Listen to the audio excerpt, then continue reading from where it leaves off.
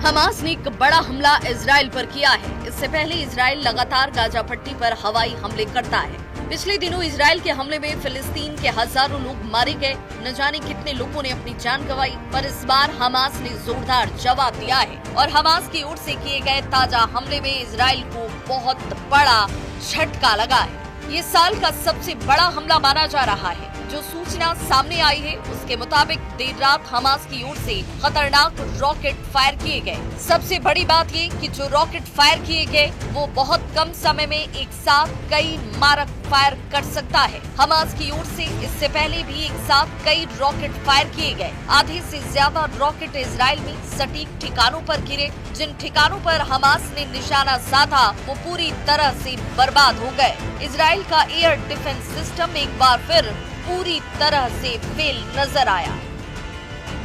Israel का iron dome system इन rockets को रोक नहीं पाया। इजराइल की ओर से कहा गया कि कई जगह रॉकेट्स गिरे हैं और जिसकी वजह से भारी तबाही मची है और इसकी तस्वीरें, इन हमलों की तस्वीरें सोशल मीडिया पर छाई हुई हैं। हमास की तरफ से की गई बमबारी की तस्वीरें जो है सोशल मीडिया पर छाई हुई हैं और कितनी ज्यादा तबाही मची हुई है वो सब कुछ सोशल मीडिया पर देखा जा सकता है। इन रॉकेट्स अपार्टमेंट और बिल्डिंग पर गिरते हुए दिखाई दिए। हमास की ताजा बमबारी में इजराइल को जबरदस्त नुकसान पहुंचा है। इजराइल ने भी हमास की ओर से की गई बमबारी में नुकसान को स्वीकार किया है। इन हमलों में इजराइल के प्रधानमंत्री बेंजामिन नेतन्याहू सख्ती में हैं। कहा जा रहा है कि इजराइल पर हुए हमले में बहुत ज्यादा तबाही मची है, जान और माल का बहुत नुकसान हुआ है। इसकी सोशल मीडिया में बहुत चर्चा तक हो रही है। कुछ दिन पहले ही इजराइल के प्रधानमंत्री बेंजामिन नेतन्याहू ने अमेरिकी राष्ट्रपति डोनाल्ड ट्रंप से मुलाकात की थी, जिसमें गाजा पट्टी के ताजा हालात पर चर्चा हुई। पर इजराइल के प्रधानमंत्री बेंजामिन नेतन्याहू कोई जवाबी कार्रवाई कर पाते उससे पहले ही हमास ने इजराइल पर जोरदार एयर स्ट्राइक कर दिया। इसकी तस्वीरें जैसे ही सोशल मीडिया पर सामने आई, हर तरफ खलबली मच गई। ये हमले मध्य गाजा के दीर अल बलाह और अश्कलोन और अश्कदोद जैसे इलाकों में हुए। इस हमले में मिडिल ईस्ट में शांति के प्रयासों को गहरा धक्का लगा है। यही नहीं, हमास की ओर से हो रहे इजराइल पर ताबड़तोड़ हमले को रोकने में इजराइल का डिफेंस सिस्टम पूरी तरीके से नाकाम साबित हुआ। ना तो इजराइल का डोम सिस्टम काम आया और ना ही अमेरिका की तरफ से मिला गया हाईटेक डिफेंस सिस्टम काम आया। अब अगर आने वाले वक्त में इजराइल और ईरान का युद्ध होता है तो इजराइल पूरी तरीके से तबाह हो सकता है। जबकि ये डिफेंस सिस्टम इजराइल के लिए बेहद महत्वपूर्ण था। इससे पहले इजराइल अपने डिफेंस सिस्टम का पूरी दुनिया में बखान करने का कोई मौका नहीं छोड़ता था। इजराइल ने एंटी बैलिस्टिक मिसाइल सिस्टम और डोम सिस्टम की बढ़ चढ़कर चर्चा की, पर हमास के ताजा हमलों में ये सिस्टम फेल रहे और इजराइल की सुरक्षा को लेकर गंभीर सवाल खड़े हो गए।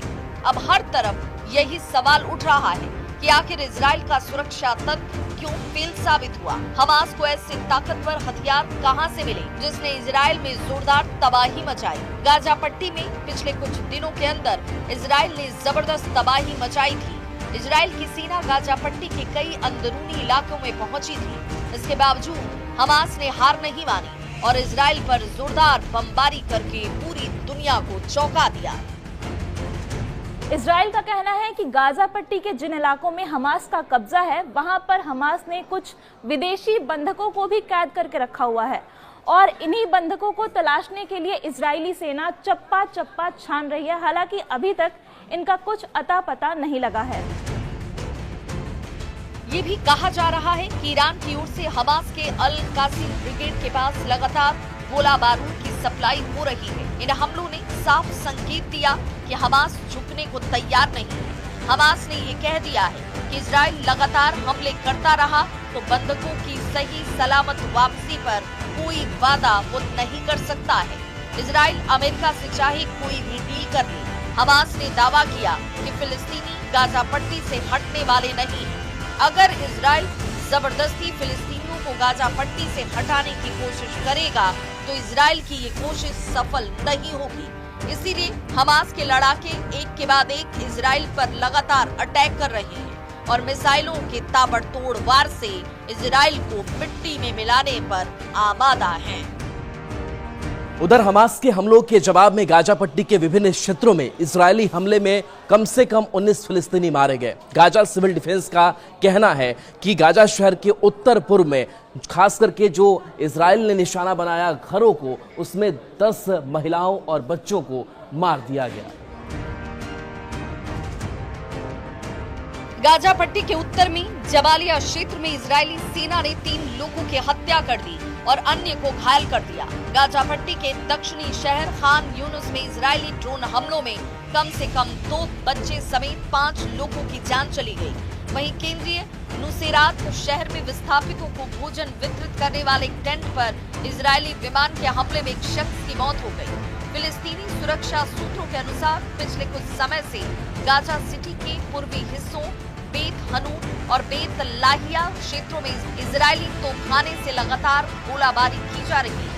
इस बीच हमास के सशक्त विंग अल कसर ब्रिगेड ने एक बयान में कहा कि उसके लड़ाकों ने गाजा सिटी के पूर्वी हिस्से में स्थित अल वफा अस्पताल के पास 3 इजरायली मकारवा 4 टैंकों को निशाना बनाया।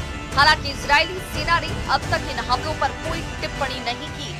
इजराइल रक्षा बल ने कहा कि गाजा पट्टी में फिर से शुरू किए गए अभियान के तहत हमास के राजनीतिक ब्यूरो के कुल 11 वरिष्ठ अधिकारी मारे जा चुके हैं। फिर से शुरू किए गए अभियानों में अब तक वायुसेना के 350 लड़ाकू विमानों और लगभग 1200 आतंकी ठिकानों पर हवाई हमले किए गए।